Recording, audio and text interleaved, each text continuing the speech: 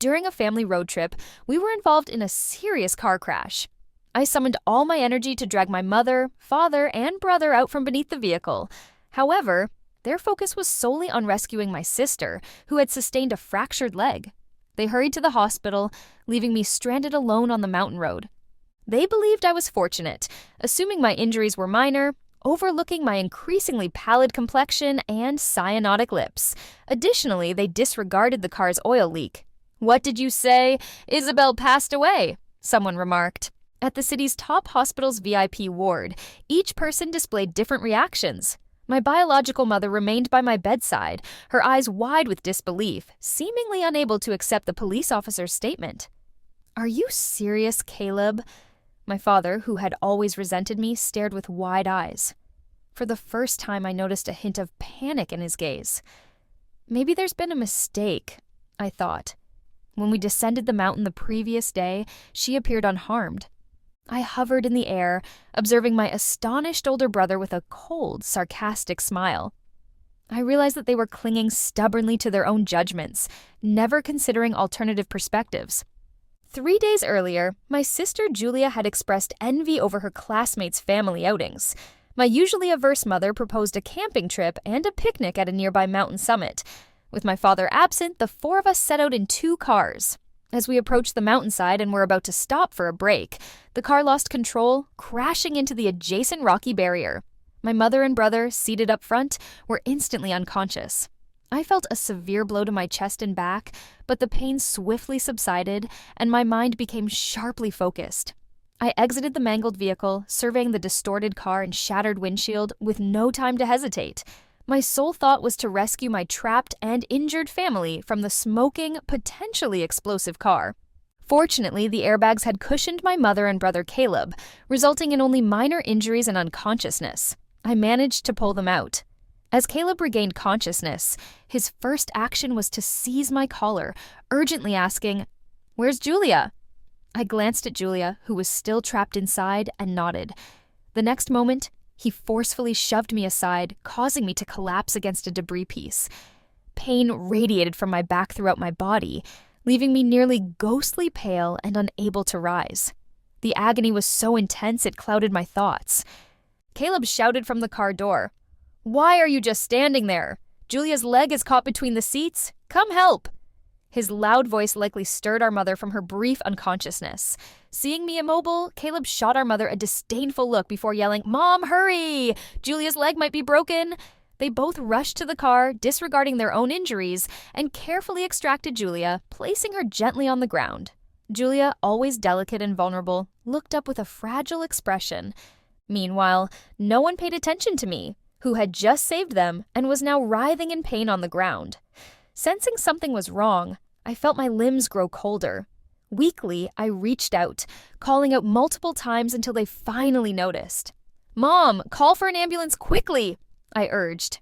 They took out their phones and dialed, but after the call, they merely checked if I was all right as a formality. When I shook my head, they returned their attention to comforting Julia, leaving a sting of bitterness in my heart. I hadn't expected gratitude. I would have preferred a few more checks on me, but their focus remained solely on Julia. The ambulance arrived swiftly, and they helped Julia inside. It was then they realized her leg was too injured to sit normally, forcing her to lie across the seats, leaving no space for me in the car. My mother glanced at me awkwardly, scanning me to confirm I wasn't hurt before apologizing. "Isabel, your sister is seriously injured. We have to take her to the hospital first, you understand, right?" I looked down, a sharp pain piercing my heart. I clenched my fists, wanting to demand why they were abandoning me once more, but then I heard Julia's voice from inside the car. "Mom, it hurts. Is she going to die?" I pleaded. "Mom, stop talking to her and get to the hospital quickly." Caleb, holding the constantly crying Julia, appeared anxious and worried. "Isabel, take a taxi to the hospital yourself." Hearing Julia's cries, our mother's face lost all traces of guilt. She slammed the car door shut and urged the driver to speed to the hospital, the car disappearing from my view just as it had years before. Yet, I was also in agony, but I was still her daughter. "Why are you abandoning me again?" My heart grew as cold as my limbs, as everyone focused on getting Julia to the hospital, instructing me to hail a cab home. They hadn't considered that I was in the suburbs, making it nearly impossible to find a cab. I had to endure the pain and trudge down the mountain step by step, each step excruciating. I kept replaying the events in my mind, unsure of how far I walked before I could no longer continue. I leaned against a tree, consciousness fading, and heard a loud explosion from midway up the mountain before losing consciousness completely. I died from a ruptured spleen. If they had called the police or an ambulance that day, using a private car instead might have saved my life. When the police bluntly revealed my cause of death and questioned them, my father nearly collapsed upon hearing the news. He rushed over, grabbed my mother by the shoulders, and yelled, "Didn't I tell you not to go? Why didn't you listen? Why did you leave the house for the mountains? Don't you know Isabel got lost before and has a trauma with the mountains? Couldn't you think of her even once?" Maybe it was too much for her, but under my father's interrogation, my mother rolled her eyes and fainted. When she regained consciousness, she insisted on going to the police station despite my father and Caleb trying to stop her. She knelt before my lifeless body, crying until she almost fainted again. I watched as a spirit, seeing her hold my cold hand and weep, saying, "Isabel, Mom, I'm sorry. I'm here to take you home." It was ironic that the one who had abandoned me was now crying and wanting to take me home. But where was my home? The home she referred to might still exist, but there was no place for me there. "Sorry, you can't take Isabel's body yet," she told the man in the white coat with tears in her eyes. "What do you mean?" she asked, looking at him. "Why can't I take my daughter's body? She died in an accident. If I sign, we should be able to bring her home." The man remained unfazed, adjusting his glasses coldly. 2 years ago, Miss Isabel volunteered for a national secret research project. Recently, the project made significant progress, and Isabel signed a contract to be the first participant in this global release, but this has nothing to do with taking her body. My mother stood up, her voice filled with emotion.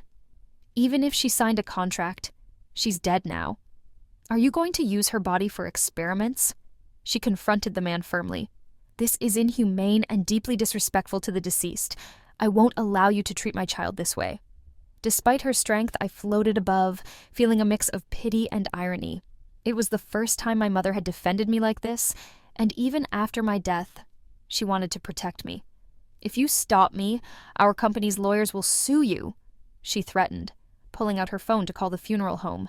But before she could dial, a large hand seized her phone and I spoke. "I agree to it." My mother looked at my father in disbelief. "Isabel joined the project and donated her body," I confirmed. My father remained calm but distant, staring at my mother as if she were a stranger. Her disbelief turned to anger. "Why? Isabel is your daughter. How could you let them use her body for experiments? Even if Isabel didn't understand, how could you, her father, allow this?" My mother clenched her fists and pounded her chest, but I tried to shield my father from her blows. It was futile. His expression remained unchanged. As her father, I owe her so much. I tried to fulfill her few requests, he stated indifferently, pushing her away. "Can't you understand her?" he added before glancing at me and leaving my mother in tears. I had donated my body to be the first experiment in memory extraction. A day later, my memories would be broadcast globally as a scientific achievement. I accompanied my devastated mother back to the hospital, wondering how Caleb and Julia would react to the global release of my memories. As expected, their reactions were priceless. Upon hearing the news from my mother, Isabel, as usual, never gave people a moment's peace. If she felt unwell, she could have told us why she had to hold on and delay herself.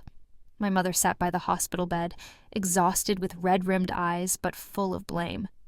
Exactly. Even in death, she doesn't let people rest, always doing such disgusting things. Caleb whispered, "Was that memory extraction experiment really real? I've never heard of anything like that.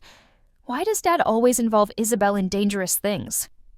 Julia finally spoke, her voice full of worry and a hint of anxiety, but her eyes show a trace of unease. The hospital room was silent, everyone lost in their thoughts like the calm before a storm.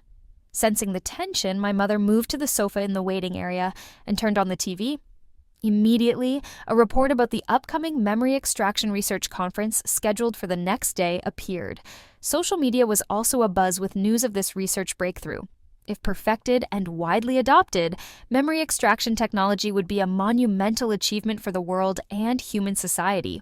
Countless media outlets and streaming services announced live coverage of the conference. The next day, everyone eagerly awaited this historic moment. A day passed swiftly. Inside the VIP hospital room, the atmosphere was icy. It was time for the conference to start, but no one turned on the TV. "Mom, Dad, don't you want to see Isabel's memories before she passed?" Julia asked cautiously, her anxiety rising. "What's there to see? Who would want to know her memories? As if she's not afraid. Her memories might involve others." My father scoffed, though he looked uneasy. The three of us exchanged words, but my father silently held the remote, watching each second tick by. Even after the conference had begun, he remained silent, his chest heaving as if summoning his resolve. Finally, he lifted his hand and turned on the TV. The room fell silent once more, with only the voices from the screen filling the space. The memory extraction machine and its implications were being explained. I scanned everyone's faces. Julia bit her lip, looking pale. Caleb leaned against the wall, disgusted with sweat on his forehead, and my father watched the TV intently while my mother's eyes were wide with concern. People worldwide gathered around screens to witness history. Online discussions buzzed as they awaited the success of my memory extraction. The machine was ready, but since the research wasn't complete, only my most profound memories could be extracted. As soon as the visuals of my memories appeared on the big screen, everyone gasped in awe, and the researchers celebrated their success. People were eager to see the deepest memories of the first experimental subject. The screen then displayed a harmonious family scene, my first memory, a gift to Caleb and Julia. From my perspective, our family was setting up a picnic spot. My father and I were pitching a tent while 9-year-old Julia pestered 13-year-old Caleb to play. My father allowed me to handle the tent alone, asking Caleb and me to explore the woods. Julia, in her pink princess dress, trailed behind, pushing all the tent duties onto me. I never understood why, but despite taking care of her the most, she was the most antagonistic towards me. She always seemed to cry and act out to steal our father's or Caleb's attention whenever they spent time with me. Whenever they left me to attend to her, she'd look back with a smug expression that said, "See, Dad and Caleb care about me the most." Back then, I thought she was just a clueless little sister, so I always gave in to her. Facing Julia's whining, my father refused her request without hesitation. He gently pushed her away, holding her arm with a soft but serious tone. We divided the work at home before we came. Isabel already finished her part. "And you promised Dad to help Big Brother and me pitch the tent. If you want to play, call Caleb over and help clean up first. Isabel is also Mom and Dad's child, not your maid." My father said this as he pulled me aside and called Caleb loudly to help clean up. Caleb was reluctant while Julia threw a tantrum and suddenly burst into tears. "Dad, you're a meanie. You only care about Isabel. I don't like you anymore." Julia stomped her foot and ran into the woods, feeling wronged. Seeing Julia run off, Caleb immediately chased after her without a word. I squatted back down and smiled at my father. "Dad, you should go too. I can pitch the tent myself. You should hurry after them. The woods are big, and if they get lost, it won't be good." I seemed used to this, and though I felt uncomfortable inside, I didn't think much of it. "Let's go together," my mother suggested. "She's busy in the car and might take a while. I don't trust leaving you here alone." My father sighed helplessly, pulled me up, and wouldn't let me refuse as he led me towards where Julia had run. We searched for a while but saw no signs of them, gazing into the endless woods. Panic set in. "Why haven't we found them yet, Dad? Do you think Julia's in trouble?" My heart pounded wildly, and the ominous feeling grew stronger the deeper we went into the woods. "No, Julia is just a little kid. She can't run that fast," my father comforted me softly, though his faster pace and tightened grip showed his worry. We searched more and found Caleb sitting under a tree, wiping his tears. When he saw us, his eyes lit up, and he ran toward us while crying. "Dad, why did you take so long? Where's Julia?" Seeing no one with him, my father immediately grabbed Caleb's arm, which made Caleb cry even harder. "I lost track of her. I couldn't find her and was planning to come get you, but I got lost." Dad, should we split up to look for her? I asked anxiously. My father didn't answer immediately, but I could tell he was more worried than I was. No, the woods are too vast, and we're on a mountain. There might be hidden pits. He handed me a reassuring look. You take Isabel back the way we came. I'll keep looking. Maybe Julia's just hiding somewhere. He continued searching while loudly calling Julia's name to ensure her safety. I had no choice but to take Caleb back, hoping our mother was already at the campsite. This is all your fault, Caleb blamed me, having wiped his tears. If you'd helped Julia pitch the tent, maybe she wouldn't have thrown a tantrum, and I wouldn't have gotten lost. Caleb always blamed everything on me. In the past, I might have argued with him, but now I lacked the energy. Possibly because I had ignored him. Caleb lost interest and followed me at a distance, occasionally glancing around. When we reached a nearly vertical slope, he called out excitedly, "Isabel, look! There's actually a grave here. Who would bury someone here?"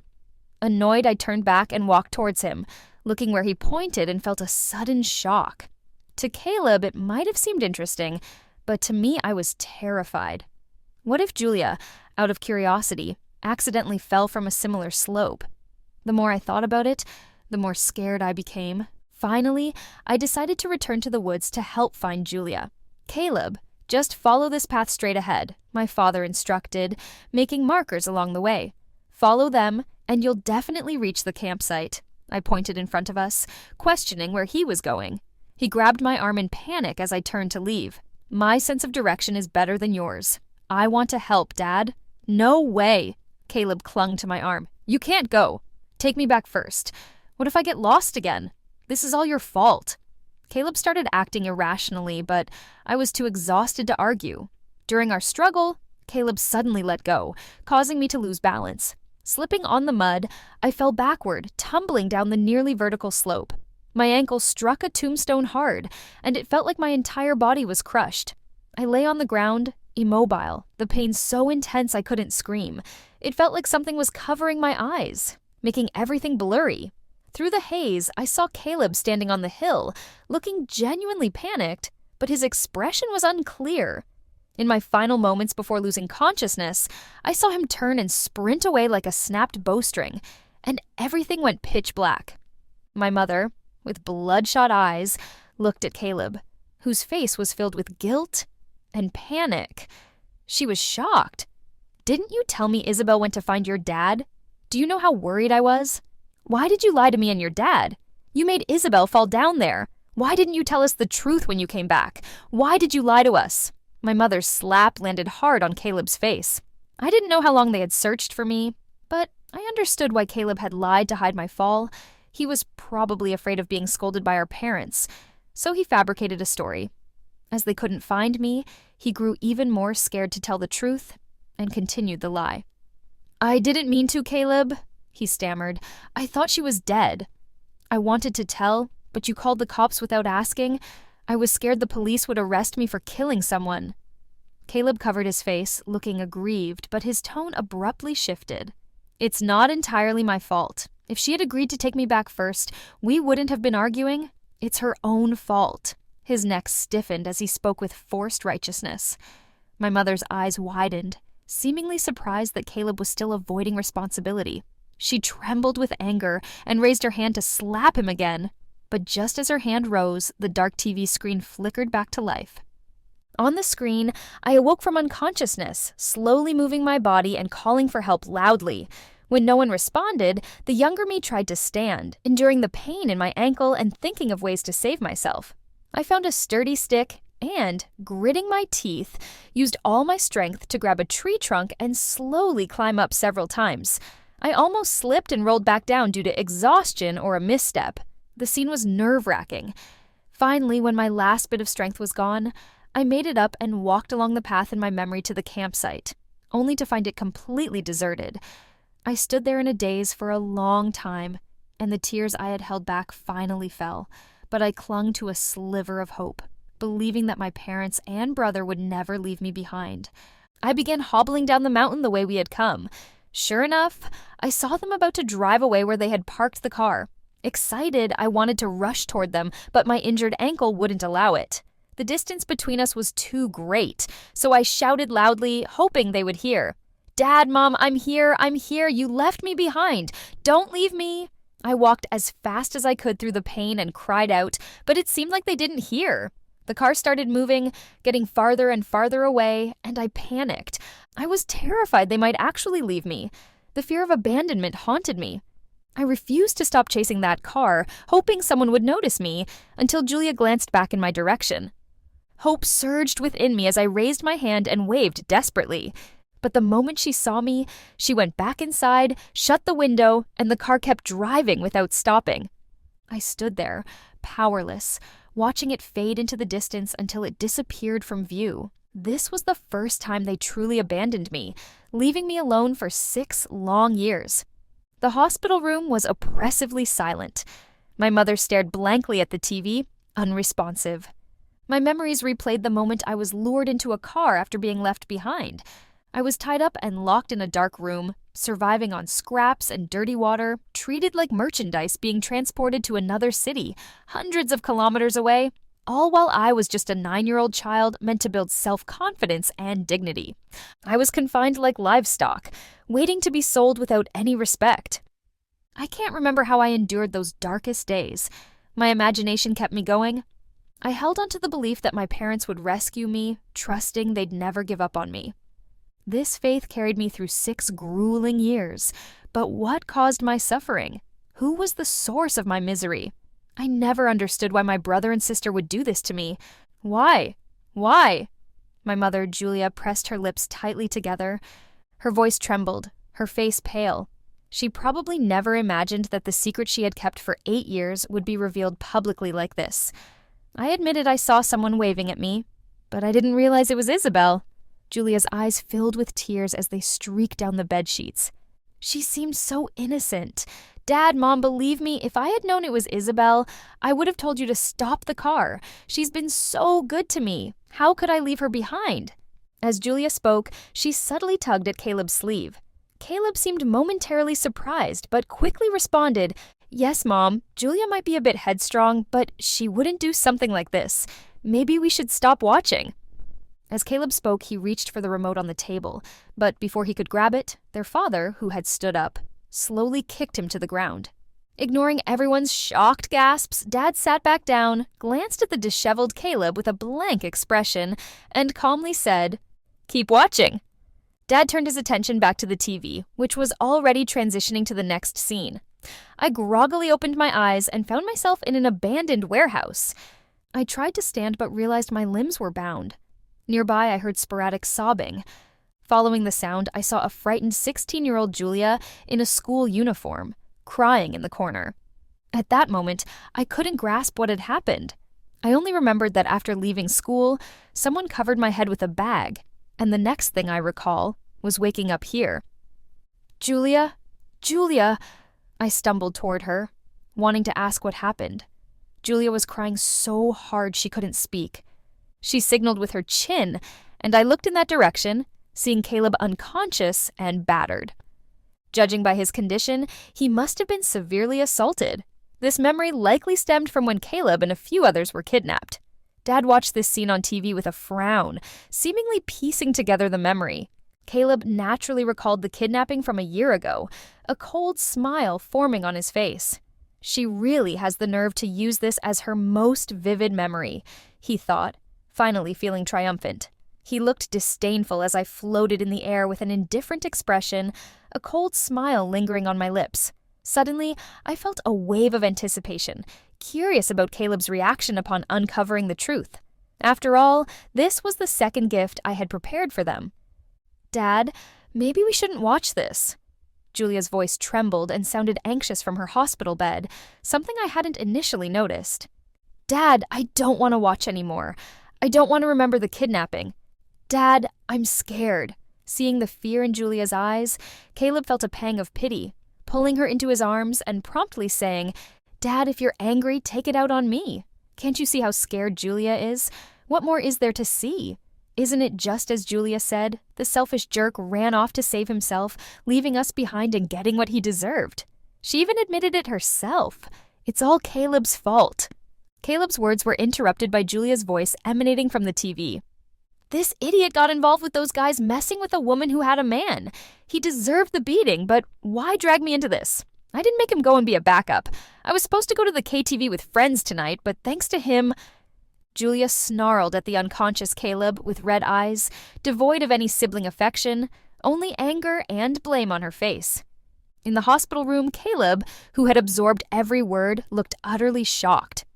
Instinctively, he pushed Julia away, unable to believe such cruel words had come from his beloved sister. He probably couldn't comprehend that he mattered less to her than a night out with friends. Seeing his expression, Julia panicked, grabbing his sleeve and hurriedly saying, "It's not like that. I was just so scared at the time, so I complained. Don't be mad at me." Caleb said nothing. Normally, he would have forgiven Julia instantly, but his current demeanor showed he was distancing himself from her. Floating above and observing them, I suddenly laughed, feeling a surge of satisfaction seeing the once close siblings now estranged. Caleb's gaze returned to the TV. "All right, there's no point in discussing it now," he said. I interrupted his rant, frowning at the thugs in the distance who were drinking and gambling. Their rough appearance was intimidating. I slowly approached Caleb, assessing his current condition. As I drew nearer, I finally saw the man who was usually so arrogant and overbearing. Now, his face was bloodied, likely from being struck on the head with a stick. His bleeding wound had already scabbed over, his face was bruised and swollen, and numerous footprints were on his body. I still didn't know exactly what Caleb had done or why these men had tied us up, but I couldn't help but assume the worst. We need to find a way out. I moved my wrists, wincing from the pain caused by the rope's friction. Under Julia's shocked gaze, I skillfully freed my hands from the loosely tied ropes. The rough fibers had left several bloody marks on my hands, but I remained silent. I quietly untied the ropes around my feet and carefully looked around. Eventually, I spotted a narrow dog hole near some clutter in the corner. "I'll crawl through that hole and find someone to call the police. You stay here and stay quiet," I whispered to Julia as I glanced at the group of thugs. Julia suddenly panicked upon seeing my intention to leave. "No way, you can't go alone, take me with you, don't leave me here alone." She became so agitated that I quickly covered her mouth, fearing her loud voice would attract the thugs. "What about Caleb?" "Leave him here alone," I frowned, deliberately mentioning Caleb. I had hoped Julia would reconsider because Caleb cared for her, but she didn't. "Who cares about him?" Julia shoved my hand away, glaring at Caleb with disgust. "If it weren't for him, I wouldn't be stuck here. This place is filthy. My hands got cut from the ropes. Who knows if they'll get infected? He messed with the wrong people and got beaten up. He dragged me into this. Why should I suffer for him?" I wasn't really shocked by her words. Deep down, I knew Julia was the type to sacrifice others to save herself. "Well then, you can untie me and stay here. I'll go find someone to call the police." "No way," Julia replied immediately. I had a gut feeling that if I let her go, she'd leave without looking back, indifferent to Caleb and my life. "Stay put. I'll be back soon," I said, not wasting any more time arguing with her. Taking advantage of the thug's distraction, I crawled out through the dog hole. Once outside, I looked around to orient myself, but before I could get far, I heard Julia's voice shouting from the warehouse. "Someone's escaping! Quick, go catch them!" At that moment, I felt frozen in place, a chill running through me, my mind blank. I couldn't comprehend why Julia did that, but one word echoed in my mind. Run. The thugs swiftly pursued me. I fled aimlessly through the woods, tripping countless times, running until exhaustion set in, but too terrified to stop. They soon caught up and surrounded me, beating and kicking me. That moment transported me back 6 years to the countless dark times I had been beaten. At some point, someone tore my school uniform, exposing my skin to the air, and I felt my heart shatter. Don't let her looks deceive you. This girl has strength. Someone touched me and my mind went blank. I tried to stand and run but was dragged back by my hair. Want to help avenge the boss? They grinned wickedly at me, their leering expressions making me nauseous, and I trembled. Caleb messed with the boss's girl, so let's mess with his sister. I don't know who started it, but they tore off my uniform, I thought, as they dragged me by my hair to a patch of grass. I was terrified, screaming and pleading. But these beasts didn't see me as human. They covered my mouth, grabbed my throat, and violently tore at me. By the time the sun set and the moon rose, my tears had dried, my voice gone, and they left me in the dirt like discarded trash. I don't know how long I lay there, but when I woke up, I had a high fever and was in the hospital.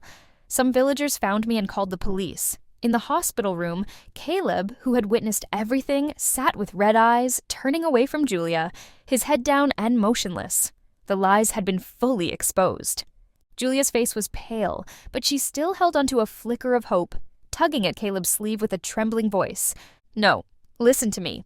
What more is there to explain? What other lies do you want to tell me?" Caleb shook her hand, grabbed her shoulders, and screamed. "Didn't you say Isabel escaped on her own? Why didn't you tell the truth?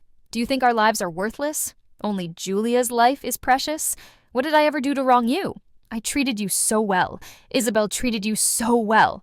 How could you do that? Why would you push her into the fire pit?" Julia laughed coldly. "Push her into the pit? Caleb, I'm just a bit selfish, but who's the real culprit behind Isabel's current state? The truth hit hard as Julia revealed her true self. Did I tell you to push Isabel down? Did I tell them to catch her? The person responsible for her condition is you. She's dead now. What's the use in pretending? Can she hear you?" Julia's mocking words stabbed at Caleb's heart. "You're calling her Isabel now, but how did you describe her to me behind her back? You called her filthy, said the scars on her body made you sick. Said she should have died back then? How dare you blame me for hurting her?" Caleb's eyes widened, as if struck by a thought or deeply hurt by Julia's words. He stood there trembling, then suddenly collapsed to his knees, breaking down and holding his head. Deep regret filled his eyes. "For the first time, I was wrong. I've wronged Isabel. I shouldn't have been so harsh. It's all my fault. I shouldn't have abandoned her, but I was so scared. I feared she'd come back and expose me. I'm her brother, but never acted like one. I brought her to this state and still said she deserved it. I wished she died outside. I deserve to die. I deserve it." He fell to the ground, crying his heart out, watching his self-repentant breakdown. I felt no sympathy as all the memories unfolded. They didn't know it yet, but they were being cursed online by netizens worldwide. My mother seemed unable to accept my suffering, covering her mouth and nearly fainting. "How did this happen? Why didn't she tell us? I'm her mom. Why did she keep it all to herself and not say a word?" "Because you never believed her. Julia is usually silent." Dad finally spoke, his voice hoarse. "Your heart was always biased. Out of the three, Caleb and Julia were always your favorites, but there wasn't a single time you chose Isabel." Without hesitation, Dad nearly crushed the remote in his hand, veins bulging in his neck, shaking with a stoic face. "Even now, knowing her suffering, you still blame her. You don't deserve to be Isabel's mom, and neither do I deserve to be her dad." Dad shakily stood up from the sofa, almost falling multiple times. Watching him, I felt a painful ache in my heart, making it difficult to breathe. No. You are the best dad, the one who loves me the most." I tried to embrace him but couldn't reach him. His tears fell strangely. Although I couldn't catch them, they felt like they were burning my hands. He's definitely my dad. My capable dad. During my 6 lost years, when everyone gave up, he persisted. He went gray overnight, consumed by guilt for losing me despite work trips after finding me. He never missed a daily call. He was the only one in the family always supporting me, unconditionally believing in me. When I had PTSD after being violated, he stayed by my side for 24 hours, abandoning all work when Mom advised against reporting to protect Julia's reputation. Dad insisted, even threatening divorce to seek justice, just to give me my due, to ensure those who violated his daughter faced consequences. "Let's divorce." Mom looked shocked, not believing her ears. "I said, let's divorce," I added. Dad took a deep breath, pulling out divorce papers from his briefcase. "I don't want any assets. We'll divorce. I'll take Isabel's ashes and leave. I'm not a capable dad. I'll spend the rest of my days praying for Isabel, praying she has a happy, healthy next life, free from parents like us." He finished resolutely and left. Mom stood stunned until she saw Dad leave the ward without looking back, then collapsed. How did it come to this? Julia never expected this outcome, gritting her teeth with spite. "It's that horse's fault. Why didn't she die when they violated her? Why did she survive? Why do people even in death disgust? Julia's rant ended with a bottle hitting her head, causing her to fall off the bed. Her recently healed leg struck the floor hard, making her scream again. "Mom!" She stared wide-eyed at the mother who threw the bottle, terrified. Not just her, I thought. I never saw Mom like that. Why wasn't it you who died? Why Isabel? Why are you so selfish, never letting Isabel have a moment of peace? Why did I even have you? Without you, just Isabel, wouldn't our family be intact? Would your dad have mentioned divorce if it weren't for you? Mom was like a crazed person at that moment. She stood up and started hitting and kicking Julia. She grabbed Julia's neck tightly and said viciously, "Your dad was right. I'm not fit to be Isabel's mom, and you don't deserve to have a sister like Isabel. You ruined her. You ruined me. You ruined our family since I brought you into this world. Let me send you to apologize to Isabel now." No! Julia kicked her legs desperately, but she had just had surgery and wasn't recovered. Where would she find the strength? Her eyes were about to pop out of their sockets, and tears kept streaming down her face. Shortly after, her eyes widened, and she stopped moving. Julia was dead, killed by her mother who had once adored her. Mom went mad. She couldn't accept that her favoritism had caused my death. She couldn't accept Dad leaving her, or that she had just killed her own daughter with her own hands. She was placed in a mental hospital where she rambled day and night. "Isabel, has anyone seen my daughter? I need to find my Isabel." "Mom was wrong. Will you forgive Mom? Don't leave Mom all alone." Caleb was sometimes lucid and sometimes confused. He couldn't accept that his family had fallen apart overnight. He drank all day and lived in a daze. Eventually, he was found naked, bruised, and frozen to death under a bridge. I thought I would feel avenged, thought I would vanish from this world after achieving my goal, or maybe be reincarnated, but I didn't. My soul floated beside Dad, watching him shave his head. Carrying my ashes, he bowed with every step as he climbed to the mountain temple. The abbot asked him what he sought. He said, "I just want to light a lamp for my daughter and spend the rest of my life praying for her happiness and peace in her next life." It felt like something was calling me. My consciousness began to blur. The moment I lost awareness, I seemed to see Dad smiling at me. "Daddy's Isabel, may your next life be peaceful, joyful, with a happy family, an always supportive mom, and a dad who loves you forever and ever.